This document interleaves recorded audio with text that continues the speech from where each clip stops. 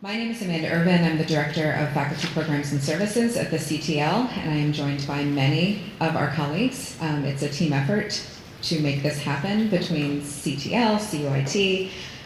We are happy to see all of you this morning, though under not fantastic circumstances. I am going to provide a quick overview of some of the topics we'll cover today, introduce some folks that you'll hear from. I want to mention right now that a Zoom link has been sent out, so we do have some folks who are joining us remotely, and my colleague Susanna Clough in the back is monitoring questions that might come in via Zoom, so we'll be sure to take questions from people who are joining us remotely. We're going to start with I want to make you aware of, again, though you might have already been encouraged to check out this resource, a contingency planning teaching online page that is available on the Center for Teaching and Learning website. The handouts that you might have picked up in hard copy coming in are all available digitally on that site. And so you have the ability to forward them to colleagues or access them electronically at any point. We're going to begin with an overview and session about Zoom from our colleagues in CUIT, and talk briefly about video options in terms of teaching remotely, and then look at some of the tools in CourseWorks that might be particularly powerful if you have to move to an online format very quickly. We have saved a lot of time at the end for questions because we imagine that you have many of them. So we have at least 30 minutes at the end of the session saved for questions. If there are questions throughout, of course, I'm sure our presenters will take them, be happy to take them. If we know we might cover the information later, we might ask you to hold it and then come back to that to see if we've answered it in the meantime. How does that sound?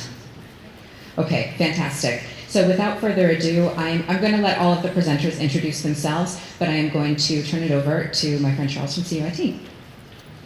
Hi, everybody. I am Charles Woods, Senior Service Specialist with CUIT Academic Services, and I'm going to talk about our Zoom service that we use for remote sessions. So we have been working to pre-provision access to Zoom for all A&S faculty. This should be complete. If any of your faculty do have issues getting into their Zoom account, just please have them reach out to zoom-admin@columbia.edu. That's where we're taking all of the Zoom issues. This goes for your faculty, getting access, or any other Zoom inquiries that you may have. Please, again, just write to zoom-admin@columbia.edu. So the basic login is columbiauniversity.zoom.us. Can you just let people know that we've also requested it for all administrators in arts and sciences in the departments, institutes, and centers, but you should also have Zoom Pro licenses at this point. Yes, thank you. So to repeat what Rose just said, all the administrators in all the A&S departments, institutes, and centers are also getting Zoom Pro accounts proactively. Yes?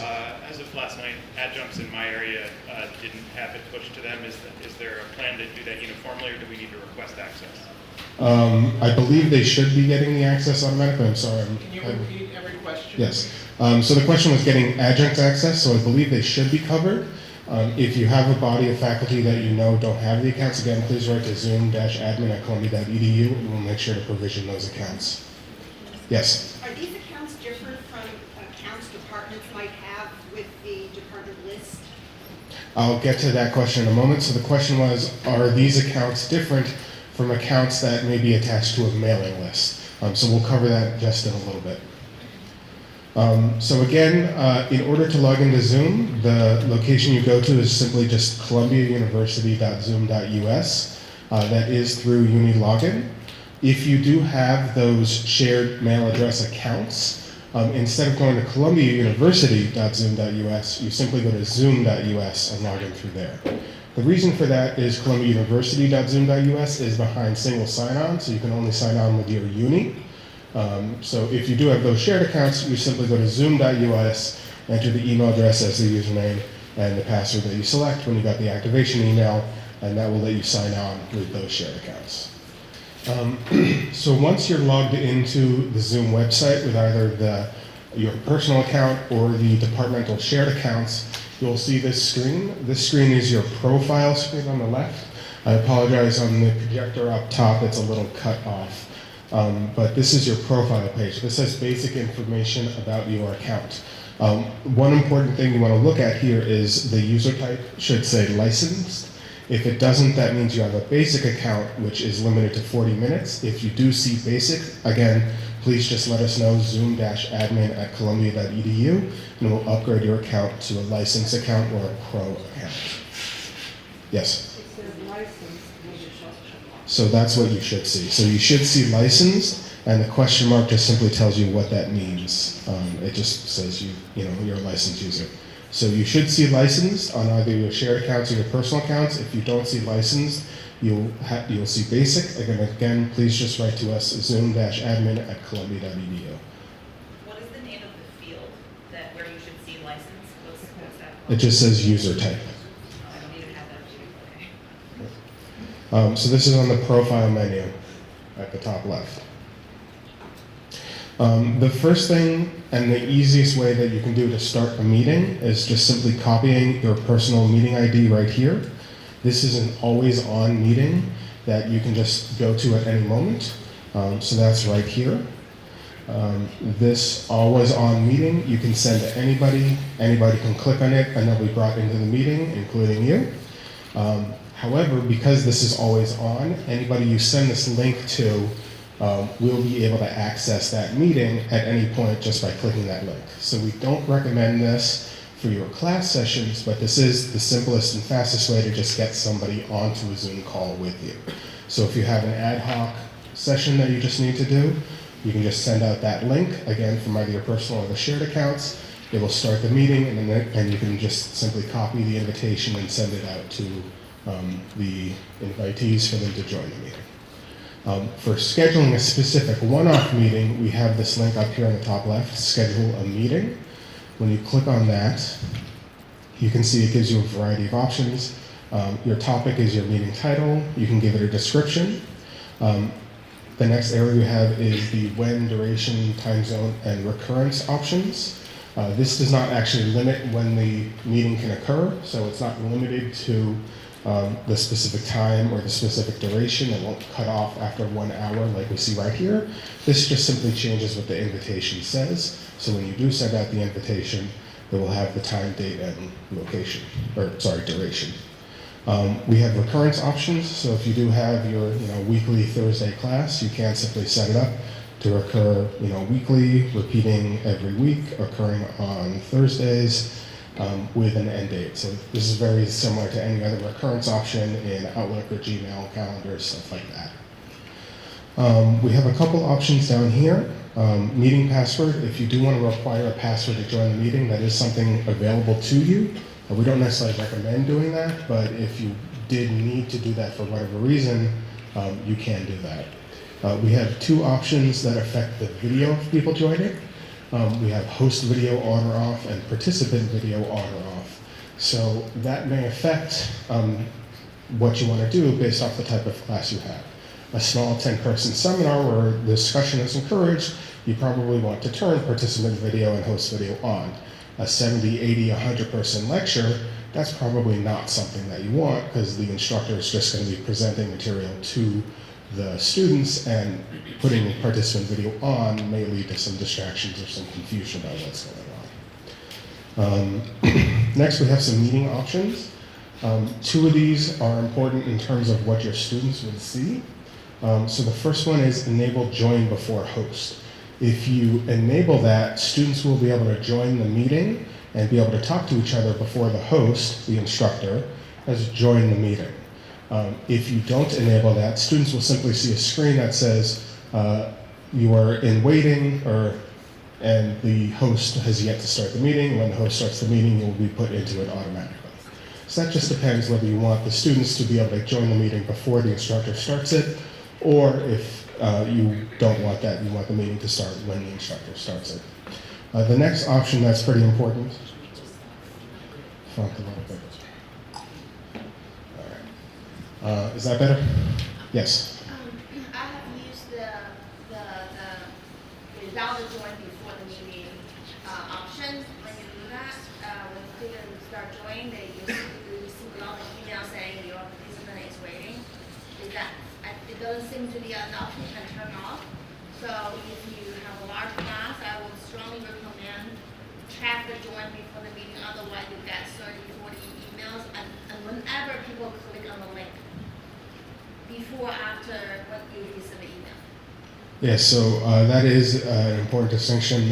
When somebody joins the meeting, if you have enabled, or if you have not enabled join before host, you get an email saying so-and-so has joined the meeting, please log in here to start the meeting.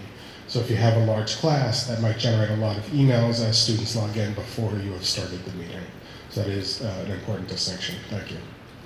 The next option we have is mute participants upon entry. Again, just like the video options, this may want to, you may want to change that depending upon the style of class that you're teaching. Again, a small lecture where you want the students to be talking, having them come in with their audio active is pretty important. The 100-person lecture where you really want to keep the students talking to a minimum, muting the participants upon entry will, mute them by default, so you don't have to stand there saying, please everybody mute their mics, so you don't have background noise going on.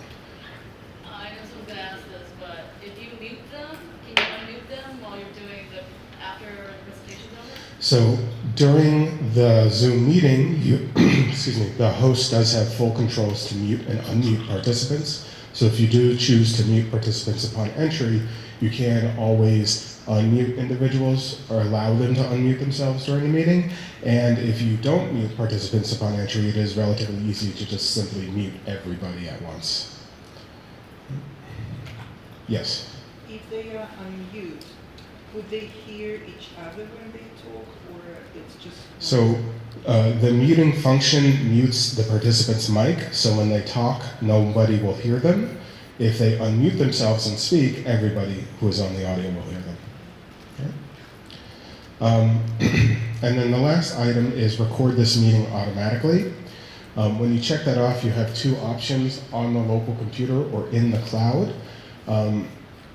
If you select on the local computer, it will generate a meeting video file on the host's computer after the meeting is over. This can take a while to generate, and then it just simply places the video file on their desktop, so then they'll have to take that file and move it somewhere else for the students to see it. If they select in the cloud, that records the meeting in Zoom on the cloud. The instructor does not have to move that file anywhere or wait for that file to generate. So we recommend that you select in the cloud in order for the students to be able to see that within Zoom.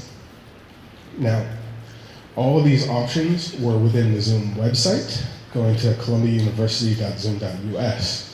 Within each class in Arts and Sciences, we have enabled the Zoom class sessions link.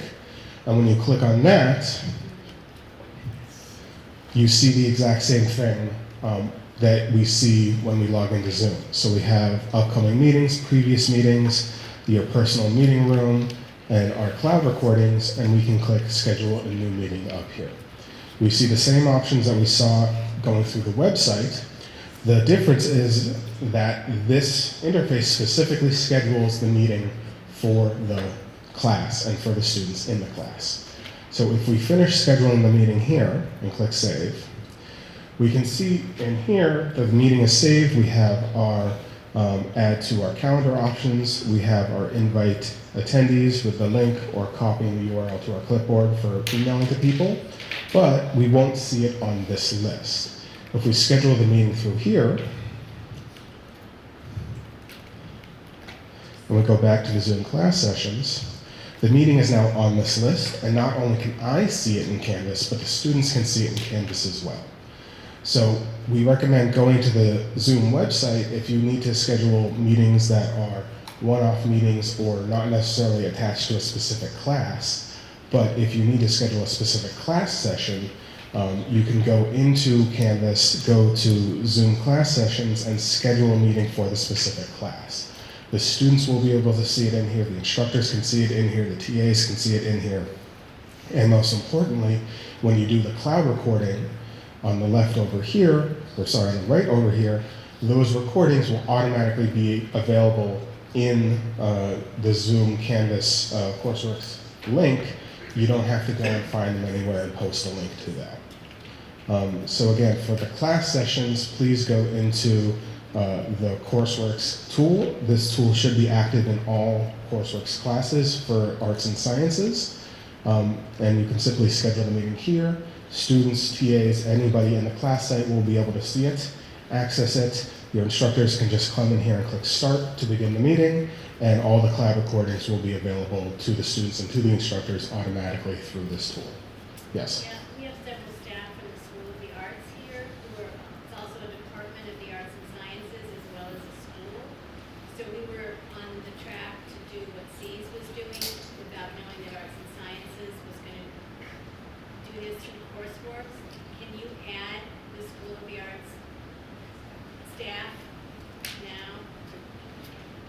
I'm sorry, They so, have the same functionality that the arts and sciences staff have. so the question was, do the School of the Arts staff have the same access as the School of Arts and Sciences?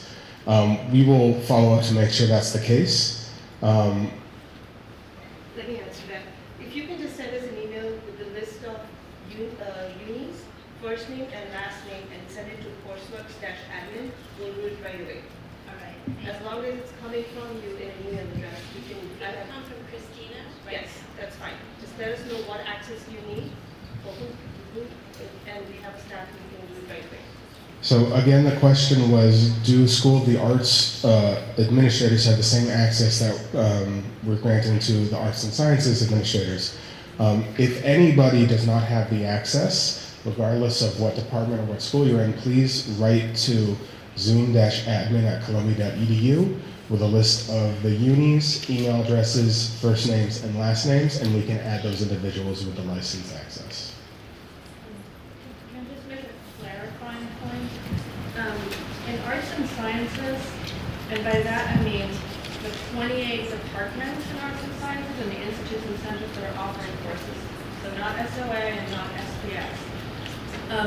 For those courses, any administrator in one of those units is not going to have the level of access where you can go into a CourseWorks page on behalf of an instructor and do this. So we're not putting that onus on the staff in those units. What we've done is centrally in arts and sciences put together a team of about a dozen people who are over the next couple of days going to go in as if they are the instructor and set up these meeting times for the instructors. If an instructor has already done this, it'll just stay there, nothing will change. If an instructor goes in and sees that this has been scheduled and they want to make a change, they have all the property rights stay with them so they can actually make those changes. So I just want to clarify that, and I'm not speaking into the microphone, but is that So just to repeat what Rose was saying, for the 28 departments that make up ANS and all the institutes and centers, ANS centrally is organizing a team to go into Zoom and create the sessions for each of the instructors for their class sessions. This ability is not available to the individual departmental administrators to go in and act as the instructor, but ANS centrally is organizing that for the departments, centers, and institutes to do that for the instructors ahead of time. just Rose and Manisha, the School of the Arts would like that same arrangement. We're not asking for something different. We're not asking to be the host, correct?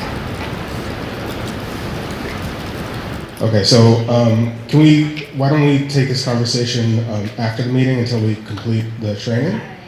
Just because that goes a little bit beyond the scope of what we're trying to accomplish just for this short period of time. Yes. If an instructor has a question about Zoom sessions and how to make tools for support, if we don't have access to that page on their campus course page, how do we handle those types of situations? So the administrators, the question was, if instructors have a question and the administrators do not have access to the CourseWorks pages, how do they address that question? So again, you can always write to zoom-admin@columbia.edu. The instructors can also come to CTL for support. CTL is having open hours here for the next couple of days, and they can always write to CTL to get that support.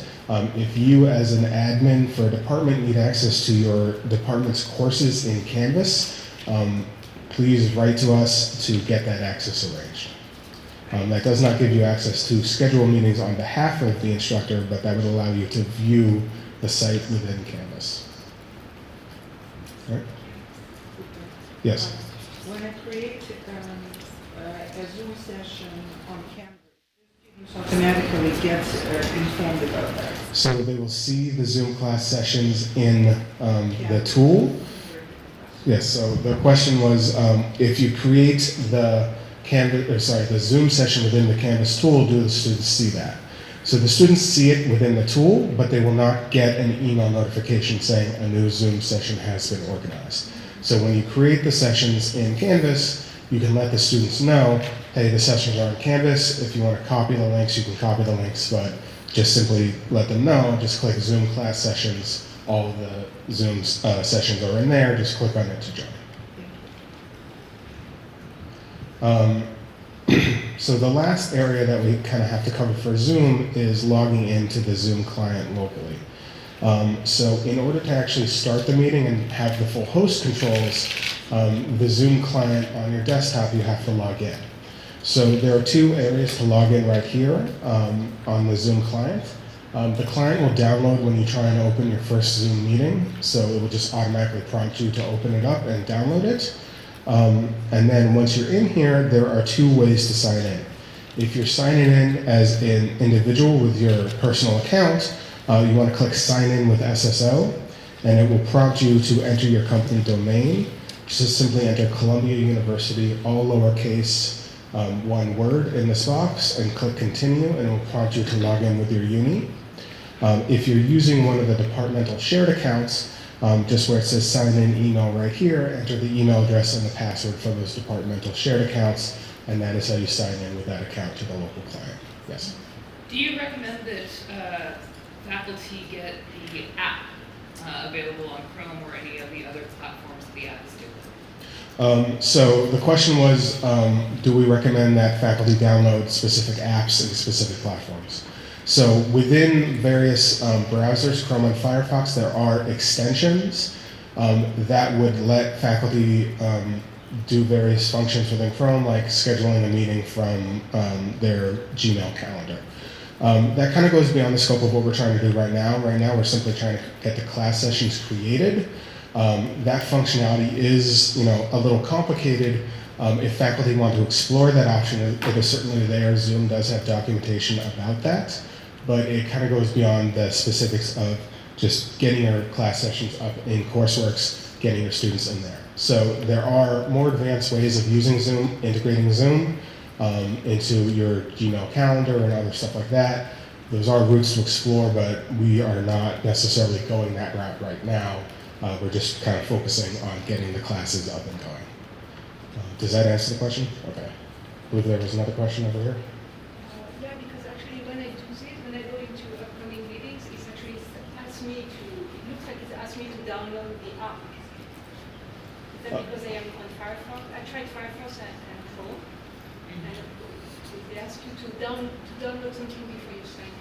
That's probably just Yeah, so again, in addition to the browser extensions, there is the local download app that you need to download in order to host the Zoom meeting ahead of time. So there's a way to download that ahead of time, but if you don't, when you first try and open the meeting, it will prompt you to download that the application and install it automatically. Just two things. A lot of School of the Arts and Sciences faculty and staff are on Macintosh. Yes. Right now, Mojave with Firefox is a non-starter for Zoom. But Chrome is working smoothly, and so is Safari. So if anybody's trying to start up on Firefox on a Mac, Mojave or newer, it's going to crash and it won't work. So we need to at least make sure that people have that knowledge. And the other thing is that the settings menus that you're going over on Macintosh are completely different. And there's probably about 40% of the room right now on Mac in here. So we might get some questions about where are settings, because those settings aren't in the place that they are on the Windows implementation. So the comment was having to do with Mac OS and some functionality on there. So on Mac OS, we do recommend using Chrome to access it, Chrome or Safari as a backup. On Windows, again, we do recommend Chrome as the default and Firefox. Some options do appear differently on the Mac OS, especially on the downloaded client. I do not believe it should appear differently within the browser, but the downloaded client, obviously because it is a different OS, the options will appear differently. There is documentation on Zoom on how to use that. We'll make sure to grab some links to that, include that in there, but you know, they are different technology platforms, and so again, on Mac, we do recommend Chrome as the default browser, then Safari, and on Windows, Chrome as the default browser, and then Firefox. Any other questions about Zoom for now? Can you just explain for everyone what you mean by client? So, the difference between the settings that you've shown and the actual Zoom application. yeah, so the Zoom application is the one that gets downloaded onto your computer. So, you know, right here we have Zoom in the bottom left. This is, you know, an application that gets downloaded onto your computer. So when I talk about the Zoom client, that is what I mean. The website, either going through ColumbiaUniversity.zoom.us or going through the Canvas link, those should appear the same regardless of the OS that you're on. So that's just the difference between the client or the application and going through the browser to the websites. Yes? Pragmatic question, if our faculty are hosting remotely from their house and they have any personal, like, internet connectivity issues, does the session remain open if they get disconnected? Will they need to resend any links, or is there anything like that that we should be aware of? So the question was about faculty's home connectivity status and what happens if they get disconnected because of a low connection or bad connection. The meeting should continue. Everybody won't be kicked out of the meeting. The faculty will need to rejoin the meeting, but all the students won't get kicked out and then everybody will have to rejoin. Just the faculty will have to rejoin themselves. If the faculty ends the meeting by clicking the end meeting button in Zoom, then everybody will get kicked out. I think Zoom told us that the video would go away first, so that everything would remain connected on the audio. Yeah. So Zoom does have several, you know, security measures in place for when that does happen. So if the faculty member is sharing a video and they have a bad connection, it will stop the video because of that bad connection to try and, you know, not kick them out. But obviously, you know, home connectivity is always an issue sometimes. So, you know, if the internet just stops, then they will be removed from that meeting. So one more question on Zoom for now. We're kind of running out of time to get to the other topics. So I'm just curious, when you're scheduling like a class for like a professor, how they become the host. So when you click the settings that say make host video available, it's not linked to the administrator, but it's linked to the professor. So the question was about when you're going into the tool to create sessions on behalf of the instructor. We'll go over that because that's actually limited in scope, so it's not applicable to everybody. So we'll go over that after the meeting. Sorry, you had one more question? Yes, if you're recording the class session, do you need to get permission from the students or let the students know ahead of time if we're doing that? So please do let the students know ahead of time. Yes, sorry.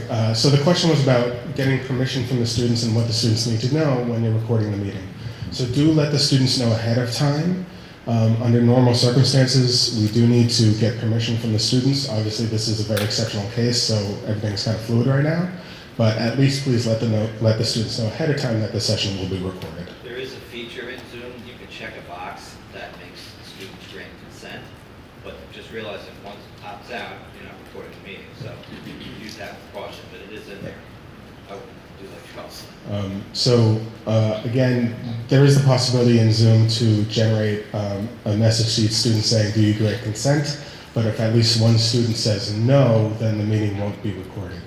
So just for now, let the students know ahead of time. And any students that have an issue with that, you know, they can always watch the meeting afterwards. But you know, the situation is fluid, and so right now we're just trying to get everything operational. And then consent right now is secondary, just to getting things up and running. That's not to say it's not important, just let them know ahead of time for right now. So we're quickly running out of time, so I want to pass it back over to Amanda as we continue. If there are any other questions, we'll be available, and thank you. And again, any issues, zoom-admin@columbia.edu. Access issues, questions, anything else. Thank you. Thank you, Charles. I want to reiterate some of the things that Charles mentioned. We are holding walk-in office hours in Butler Library in the CTL, which is room 212. It's just on the same floor at the other end. We have 2 CTL folks and 2 CUIT folks in 212 at all times from 9 to 5 today and tomorrow if you would like to come by.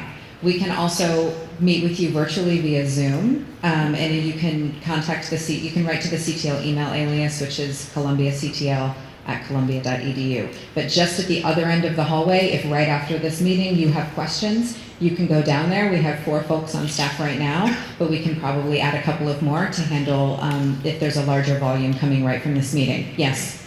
In terms of communication between the coursework alias, the Zoom admin alias, the CTL alias, how do you want us to parse? The question was, but in terms of communicating or asking questions between the Zoom alias and the CTL alias, where should you direct your questions? That's a great question. Manisha has a response. I can answer that. Multiple people are manning these emails. You can just feel free to email anything. We're working together with CTL. We're forwarding emails, making sure that we're on top of it, we're on texting. So you don't need to worry about any of your writing. If it's a CourseWorks question going to Zoom, be assured it will be redirected to the right people who are responsive. There's a war room that is being set up with both CTL as well as CUIT folks, and we're going down the tickets and the emails that are coming in. So any mechanism that you use to forward those questions or concerns or issues, please, anything will work. So I'll repeat Manisha's response. I was going to say exactly the same thing. Just send your question to any of the aliases. We are working in close collaboration, and if it is direct, we'll redirect it on your behalf and make sure that your question is answered. Something else I wanted to alert you to: we are recording this session, not just making it remote for Zoom, and so there will be a recording of this session available to you later today. Sure, later today. We will share it, likely put it on a private YouTube and share the link with deans, administrators, and then they can share it out to everyone if you want to access this recording. The other thing I want to alert you to is, we mentioned this before, but the Contingency Planning Teaching Online webpage on the CTL site, a lot of the getting started with Zoom, this was created in collaboration with CUIT and can be a very quick reference. Charles mentioned that there are some resources available directly from Zoom. You can find a lot of that information here. We link directly to CUIT's webpage, so again, we're just trying to funnel all of the information, all of the requests for information to the place that you need to go. There are also some tips for hosting classes via Zoom. So Charles spent a lot of time talking about how do you get up and running. We talked about settings. If you are looking for ways to engage your students via Zoom, to facilitate breakout groups, to use the whiteboard, so there are some additional features that didn't get talked about today because we're not really at that stage. They're available to you, and CTL can help you think through these things. But there are some documents that you can download, some easy wins, basically, in terms of teaching online for the first time. And then finally, there's a setting up discussions in CourseWorks. So briefly, I'm going to turn things over to my colleague Jess Rowe, who is our Associate Director of Instructional Design, to talk about some features that you might use in CourseWorks. Charles talked about Zoom being embedded in CourseWorks. There are also some ways to communicate very easily with your students that CourseWorks can provide. You can set up quizzes and discussions, and those might be particularly useful to you in the coming days. So I'm going to turn things over to her and potentially one of our learning designers. Thanks, Amanda. So I'm only going to talk very briefly because I know you will all have questions after this. I'm going to cover just 3 really basic things that would, if you're not familiar with CourseWorks, are probably the best way to engage with your students right now.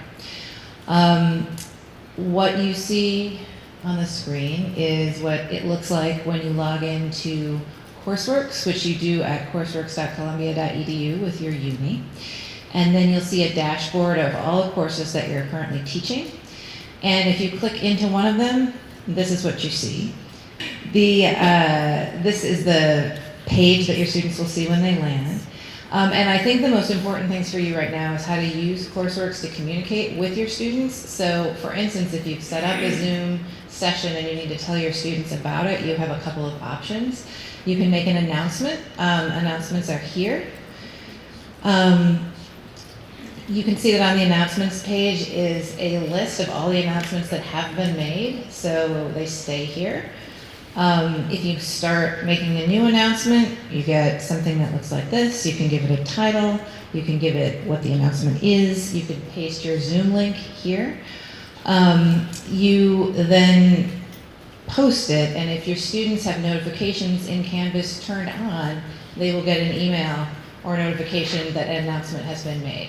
However, if they don't have notifications turned on, they will only see this announcement when they log in to CourseWorks. So there's another way to communicate with your students called the mail tool, which you'll see here on the left. This sends an email to everyone in your class, even if they don't have notifications turned on. It's just an email to the entire class roster. So we would recommend that your page will not say that, which is that mail tool is not enabled. I'm in my own sandbox right now. We recommend that you use both announcements and the mail tool so that you are casting the widest net possible to get in touch with your students. You can also post information here. If you click edit, you can add information at the top of this page. Hey, there's a course session on Tuesday. Please log in. The other thing that you are going to want to know about is if you want to host a discussion, discussions is here on the left. You can post a topic by clicking add discussion. You can ask a question that you want your students to respond to. If the default right here, it's set up for discussions that are called focused discussions. So that means that there's only one level of comment replies. So this would be, you ask your students to all respond to a prompt. Each student responds to that prompt. If you click allow threaded replies here, students can then respond to one another's comments. So it depends on what kind of discussion you want to set up. And again, Amanda pointed to the video that we have on our website talking about why you might do various things with discussions, and you can refer to that. The other thing that you should know about discussions is they can be graded. If you click graded here, it's going to appear in your assignments index, and you can give it a grade in the gradebook. I am now going to turn over this very short thing on Canvas to Nikki Hendrick, who's one of the learning designers here, who is on our grading and assessment course writing team, and she's going to talk about the gradebook and creating exams and quizzes very quickly. Hi everyone. So there are a lot of different things you can do in CourseWorks in terms of assignments, quizzes, discussions to engage your students and to assess them. Any of these things, assignments, quizzes, and discussions, can be set to be graded or ungraded. And there are reasons why you might do either of these things, and then also within, if you choose to grade any of these things, you have options about what kind of grades to give. You could, incomplete, complete, or a numeric grade, and so forth. So the main thing the one thing I hope that you really need to know is that if you want something to appear in the gradebook, so grades on the left here, and you get the nice sort of spreadsheet style setup. If you want a column to appear here, there has to be a corresponding assignment in the assignment index. So this is even, if they want something that they submit, or if it's something kind of more amorphous or ephemeral, like a discussion or participation grade, if you want it to appear, there has to be a shell assignment. Similarly, if you have an ungraded discussion or quiz, it will not appear in the gradebook. So if you go in there and you're wondering, oh, where did my ungraded discussion that I set up went? Because if you select this does not count towards the final grade, it will not appear in the gradebook. But all of these things will live in the assignment index. So if you click on assignments, you get this sort of view. Here are some that have been previously prepared. You get, and so it will be all different kinds of assignments, papers, quizzes, discussions. If you would like to create an assignment, all you do is you click plus assignment. You can give it a name. It's sort of the same go around for each of the different CourseWorks tools. You can give a description. You can say why students are doing this. How long it needs to be, any kind of specifications like that. You can decide whether it is going to be graded or not. This does not count towards the final grade, or you can give it, display as percentage, complete, incomplete, all of these kinds of things. You can decide how you would like them to submit, and various things like that.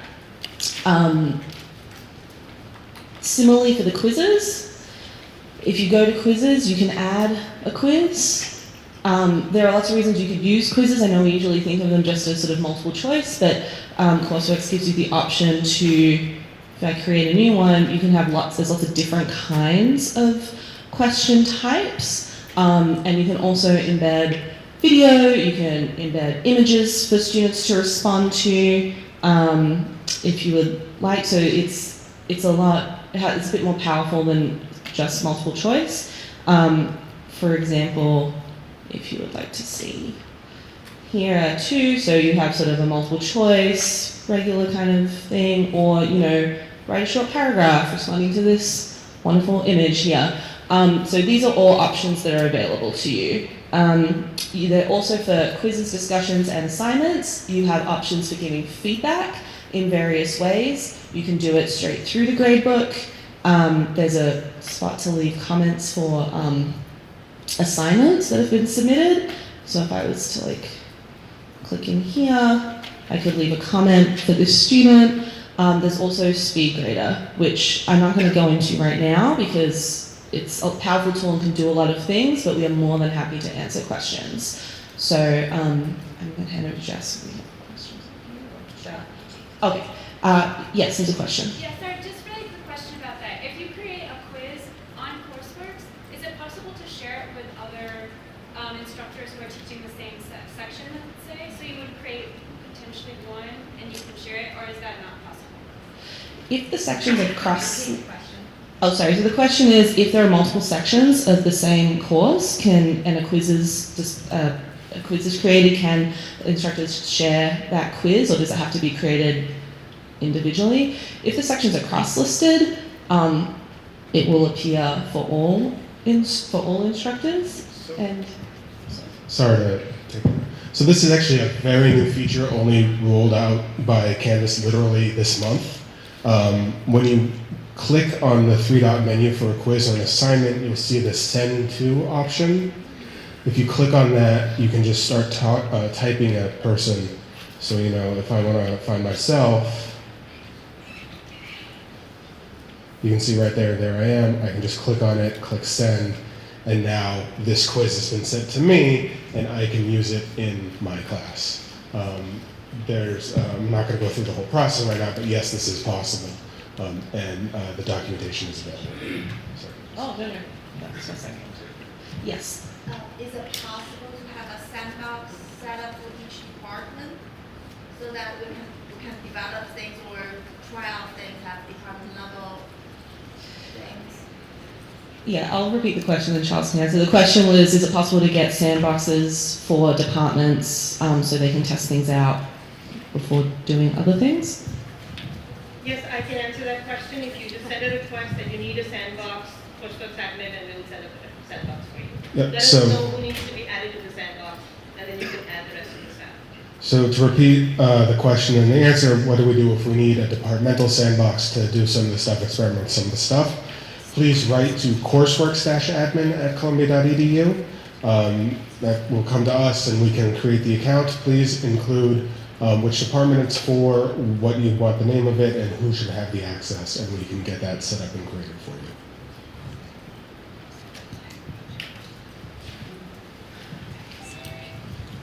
Okay, I just want to point out two more things, which is that there are courses that we've developed that are within Canvas that you can enroll in and take if you want an introduction to CourseWorks. Introduction to CourseWorks Canvas Online 2.0 is available to everyone.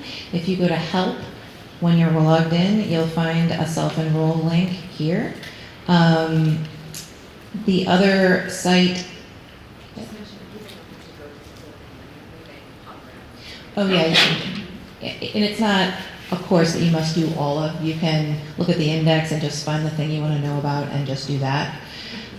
It's more of a resource. I think the word course is a little bit of a misnomer but we're using Canvas to deliver it. The other one is assessment and grading in Canvas. Also a link from Help within CourseWorks to self-enroll in this course, and this has a lot of the details that we didn't cover today about grading, creating assignments, creating discussions. So these are available to you, as well as a lot of other resources that you can find from our site. Questions? Yes. I wonder if you could just talk a little bit about the peer review functions, because there's a bunch of research that students will act much better online if they know that their peers are reading things and giving feedback. And that for the discussions and for assignments, it's been very effective to do that. And also for TAs who have teaching responsibilities and lecturers who don't have TAs, the ability to have that kind of peer reinforced stuff might be labor reducing for people who aren't compensated to do that kind of thing. So it's just worth mentioning. Yes, so the question is to talk about the peer review feature in Canvas, and I'm asking Nikki to help me out with this. Yeah, so there is a peer review feature for assignments. It is an option when you create the assignment.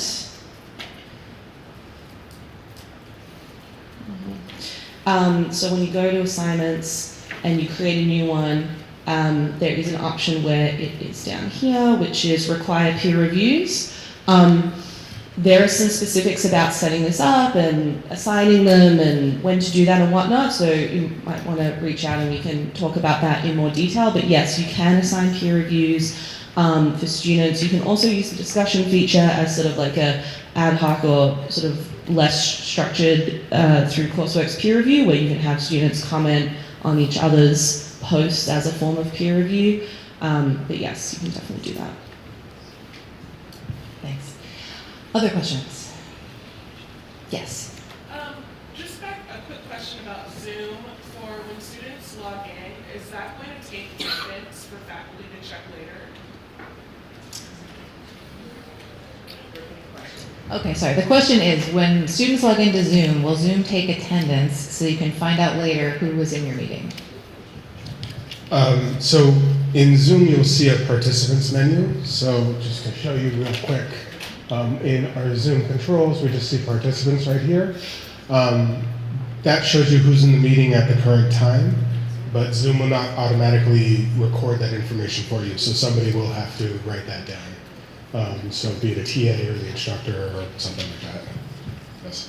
Is there any way to track who has logged in and either watched the video afterwards or like screenshot this? What would you recommend in terms of people coming in and out of the meeting to make sure they're recorded? I'm sorry, can you just repeat that once more? So, is there a log to see who has watched the video? Is there a way to track people who add themselves in later or screenshot things? What would you recommend to track students getting in and out of the meeting? So I would recommend just at one point, just taking attendance, just saying, okay, at this time we're going to record. If there's a TA, the TA can always monitor who's in the room and just jot down, and that's what we do in our meetings. In terms of seeing who actually accessed the meeting, on our back-end functionality, we can track all that stuff, but it's kind of, it's not an easy thing to pull to make available to everybody. I'm just going to add to that. If you want your videos to be tracked in terms of who's watching for how long, we can move your video from Zoom to Connector. Connector is a video hosting service we have. I'm not going to say it's easy to tie into courses for you, so we will not do the training for faculty members, but we can tie it from the back end. So just send us a request, send us a link to your recording and say which course you want to, sorry, this is Which course, just provide the information about which course do you want this to be embedded into, the link to the video, because you'll get the link to the video from Zoom, and we will embed it in Panepto. We'll move the data into Panepto. It'll be linked to your course, your students can watch it there, and then you can use Panepto to track who's watching it for how long. Charles, won't this also be logged in the Canvas activity stream if the student comes in and clicks the link? So let me just review everything I was saying. I'll get to you in a second. So as Manisha said, we do have a separate video hosting solution called Panopto, which allows you to post videos for your students. It is a little complicated to set up, and so the Zoom cloud recordings is the easiest way, so that's why we're recommending this for now. But all that stuff, tracking your students' activities, seeing who watched when, even more advanced stuff like tracking drop-off, or at 2 minutes, 100% of your students watch. At 3 minutes, 70% of your students watch. All that stuff is available in Panopto, so you can move the videos from Zoom to Panopto, but it's not a straightforward process. So if you do need that, we can work with you to do that, but it's not an easy process, so we're not including it as part of this specific process. So please just write to us if you do need that functionality. Yes? We've talked a lot about resources for faculty. What is the preferred way if our students are having technical issues or challenges accessing Zoom that we should direct them? So students can always contact CUIT. So within, sorry, let me repeat the question. If students are having technical issues accessing Zoom or using Zoom of any kind, in the help menu in CourseWorks right here, we have 2 links: report a problem to CUIT and call CUIT. So if students are having technical issues connecting to Zoom or anything with the Zoom, please direct them to those 2 links to either file a ticket or to call CUIT for that support. There was a question about tracking the activity in Canvas. So under normal circumstances, you can see what activity happened in your Canvas courses, in your assignments and quizzes and stuff like that. However, because Zoom is this outside integrated tool, we don't have the same logging stats. So you can see who went to the tool, but the activity within the tool you wouldn't be able to see. So you can tell if the students went to the Zoom tool, but you wouldn't be able to see what they did in the Zoom tool in terms of watching the recordings and stuff like that. Yes? I apologize if this question has been asked already. I was running a few minutes late, but some of our faculty have reached out about the possibility of teaching classes today and tomorrow because they're already pretty confident with Zoom and they think they can do it. What guidance should we be providing them? Are there any technological reasons or otherwise to discourage them from doing that before the faculty and the students are available and they feel pretty confident in being able to run the class on Zoom because they have experience with it?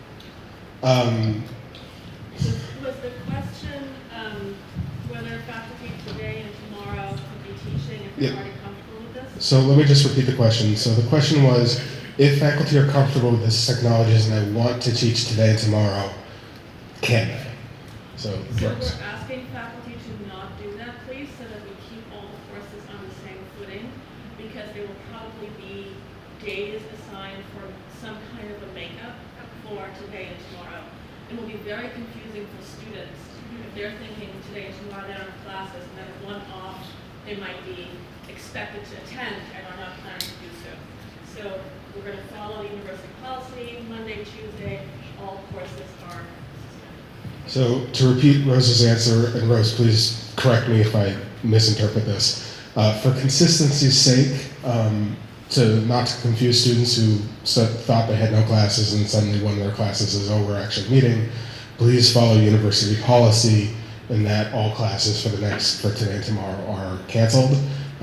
They're looking at the possibility of scheduling makeup sessions for these classes later on in the semester.